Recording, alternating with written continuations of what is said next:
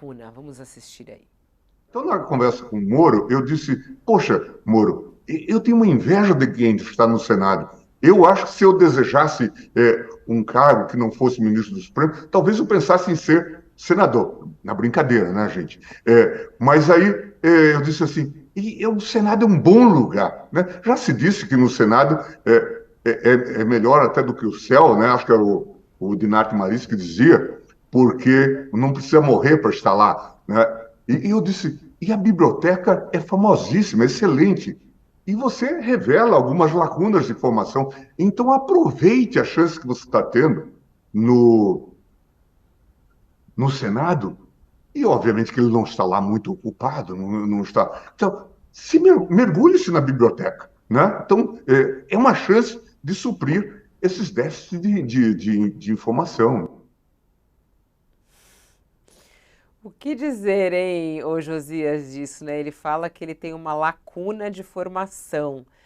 Me lembrou até na entrevista que a gente fez com o cineasta, lembra o Padilha, que também falou uma coisa mais ou menos nesse sentido, né? Ele até ele usou uma palavra mais forte, né?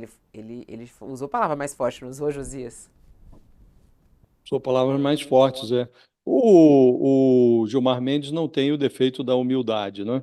Esse, ele se considera, de fato, acima dos seres mortais, e aí ele tem essa inimizade eterna com o Sérgio Moro, e o Sérgio Moro forneceu material para que o Gilmar e todos os seus detratores o ataquem, né? Vai ser agora, inclusive, está sendo apreciada a atuação dele na Lava Jato, em sessão de logo mais no Conselho Nacional de Justiça. Agora, me chamou a atenção, e acho que foi até um lapso de consciência, o trecho esse pedaço da entrevista, o trecho em que o Gilmar diz que, se pudesse, ele seria senador, né? Depois ele fala, de brincadeira, hein, gente? Mas ele, por vezes, ele se comporta como um senador da República, dando expediente no Supremo, né? Eu me lembro de uma reunião que houve em junho de 2022, e os ministros do Supremo, entre eles o Gilmar, até o Alexandre de Moraes, confraternizaram na casa do réu Arthur Lira, casa residência oficial da presidência da Câmara, um jantar em homenagem aos 20 anos da chegada do Gilmar Mendes ao Supremo Tribunal Federal. Aconteceu esse jantar. Isso se deu em junho de 2022. Então, reuniram-se no mesmo ambiente o Bolsonaro, o ministro Alexandre de Moraes, que conduz as investigações, já conduzia naquela época, investigações contra um presidente que o havia chamado de canalha. Serviram-se ali da mesma comida, da bebida financiadas pelo déficit público, além do anfitrião, né, o Arthur Lira, e o decano Gilmar Mendes, decano do Supremo, outras duas togas, o Ricardo Lewandowski, que hoje é ministro da Justiça do Lula, e o Dias Toffoli, que roga aos céus para que o Lula o perdoe pelas maldades que ele fez durante a prisão do Lula. Né? Estava lá também a fina flor do foro privilegiado de Brasília, Ciro Nogueira, que era então chefe da Casa Civil, o Anderson Torres, que era ministro da Justiça, e também estava o Rodrigo Pacheco, presidente do Senado, e o Aécio Neves. Estava toda essa nata nesse encontro. Então, a magistrado que confraterniza com um personagem como Bolsonaro, que se esmera até hoje em desqualificar o Supremo, os seus integrantes, confunde institucionalidade com avacalhação. Né? E estava para começar, era julho, estava para começar em agosto a campanha eleitoral, que foi como vimos. Né? Então, por vezes, essa mistura do institucional com o pessoal transforma a atmosfera de Brasília numa atmosfera tóxica mesmo, porque o único lugar em que magistrado e suspeitos deveriam se encontrar é nas páginas dos processos judiciais. Fora disso, os dois lados deveriam viver separados para sempre, até que a morte os juntasse.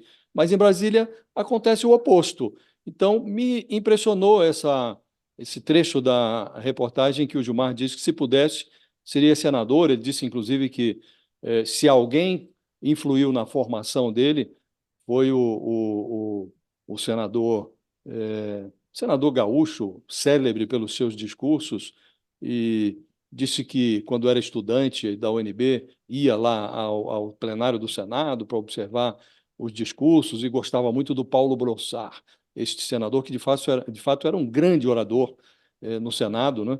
E foi o inspirador da formação da personalidade do Gilmar Mendes, segundo ele diz. Quem sabe se um dia o ministro se transfere, sai do Supremo e se candidata pelo Mato Grosso, o seu estado, se candidata a uma cadeira de senador. Por vezes, a atuação do Gilmar Mendes se confunde com uma atuação mais política do que jurisdicional. E você, O Sakamoto? Josias, Fala. Josias, só para lembrar, o Brossard saiu do Senado e foi para o Supremo. É E foi verdade. para o Supremo até porque ele era uma voz contra a ditadura militar. E talvez saindo do Senado no Supremo, essa voz ficaria apagada, porque o Brossard, como grande jurista, sabe que ministro do Supremo não tem atividade política. E ele foi um grande juiz exatamente por causa disso. Ele esqueceu a sua vida política e se dedicou à vida dos processos. E o Gilmar faz se fizer, vai ser o caminho inverso. O Gilmar, Fez um como movimento parecido agora o Flávio Dino, né? Senador, sim, tornou-se ministro do Supremo. E numa entrevista para nós aqui, a Fabíola deve se lembrar, ele disse: olha, olhem bastante, prestem atenção nessa entrevista, que deve ser a última, né? Não vou falar mais e tal. E tem se mantido ali, até agora Não está falou nunca discreto. mais depois da nossa entrevista. Foi a última que ele deu. Não. Foi a e o última. Gilmar tem uma Ó, peculiaridade, para quem não sabe, o voto dele foi até interrompido por uma ligação de celular. Ele está julgando o caso do Serra e, de repente, ele atendeu o celular. Parou para receber aí as considerações e etc.